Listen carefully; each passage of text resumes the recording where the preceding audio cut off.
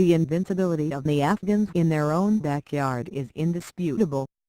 Whether it was the Soviets in the 1980s, or the Americans post 9/11, the myth of Afghan invincibility on their own terrain still holds its sanctity. Because no matter how strong and well-equipped the enemy is, an Afghan doesn't believe in conceding ground. Except when Hari Singh Nalwa, one of the commanders of King Ranjit Singh's army, brought them to their knees. Legend has it that Afghan mothers used to quieten their newborns by taking Nalwa's name, and for young Afghans, his name was a terror spoken in hush-hush. And probably that's why even American generals used to tell Nalwa's story to motivate their troops when U.S. and Afghan war was in its thick. Hari Singh Nalwa was born in Gujranwala in 1791. He was an only child, and his ancestors were originally from Majitha town near Amritsar.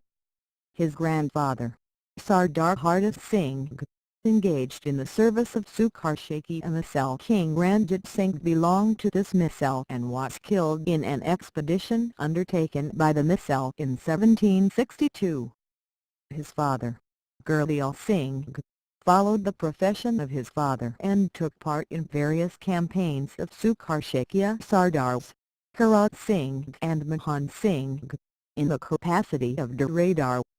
He expired in 1798 when Hari Singh was only 7 years old, and the latter was thus looked after with care and caution by his maternal uncle who took him into his house.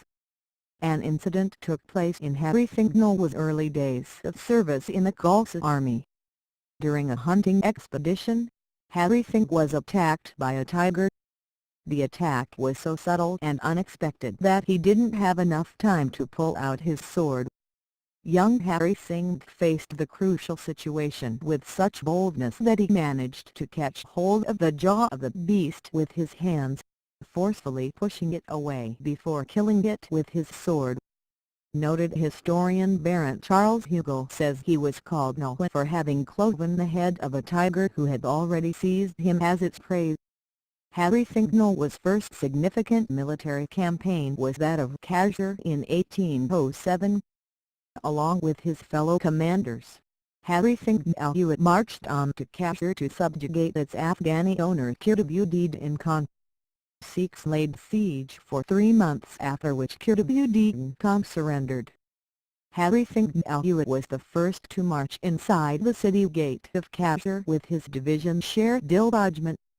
Battle of Adak in 1813 at the fort of Adak was an important supply point for all armies crossing the Indus. Sikhs fought and won the battle under the guidance of Mohandi Wachand, general of King Ranjit Singh, against Azim Khan and his brother, Dost Muhammad Khan. This was the first victory of the Sikhs on the Durrani and Orakzais. Peshawar, the summer capital of the Kingdom of Kabul, became a tributary in 1818 when Shah Mahmud's son, Shah Kamran, killed their Orakzai vizier Fateh Khan in August 1818. The Sikhs, in order to take advantage of this void with their army, formally forded the Indus and entered Peshawar for the first time.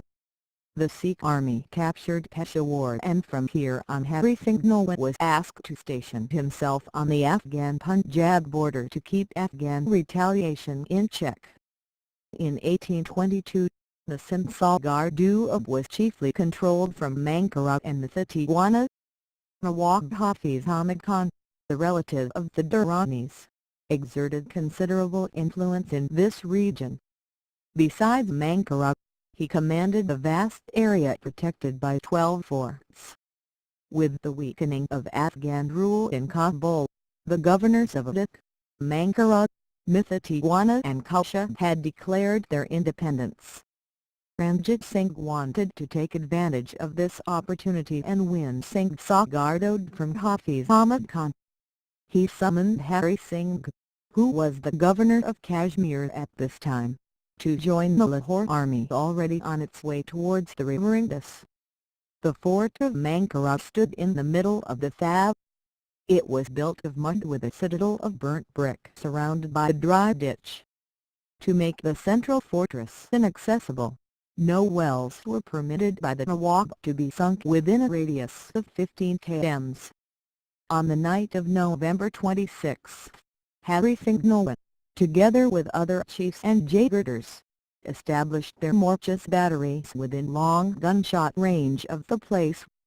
They found old wells, which their men cleared out, and fresh ones were dug.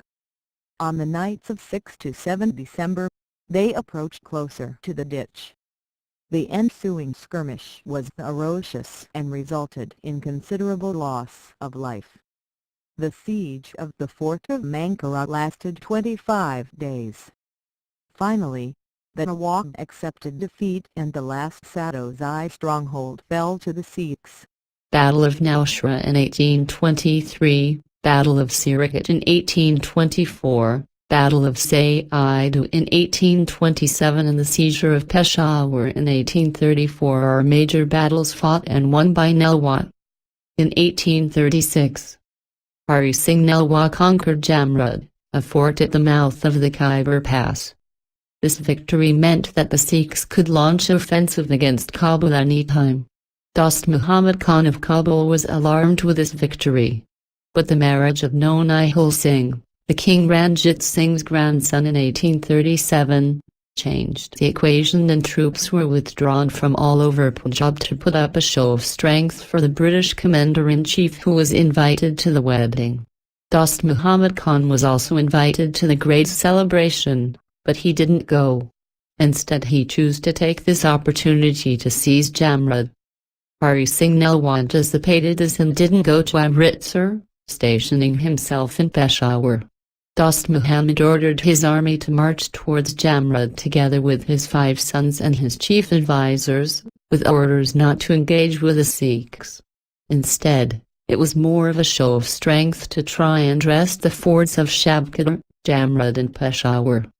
Hari Singh was also told not to engage with the Afghans till reinforcements arrived from Lahore. Hari Singh's lieutenant, Man Singh, was in the fortress of Jamrud with 600 men and limited supplies. Hari Singh, who was in Peshawar, moved to rescue his men who were surrounded from every side by the Afghan forces, without water in the small fortress.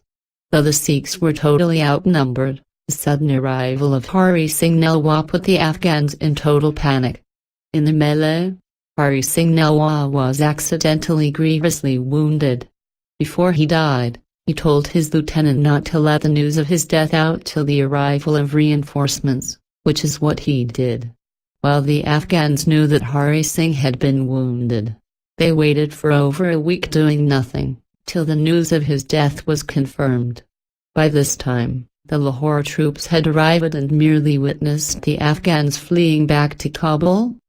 Hari Singh Nalwa had not only defended Jamrud and Peshawar, but had prevented the Afghans from ravaging the entire northwest frontier.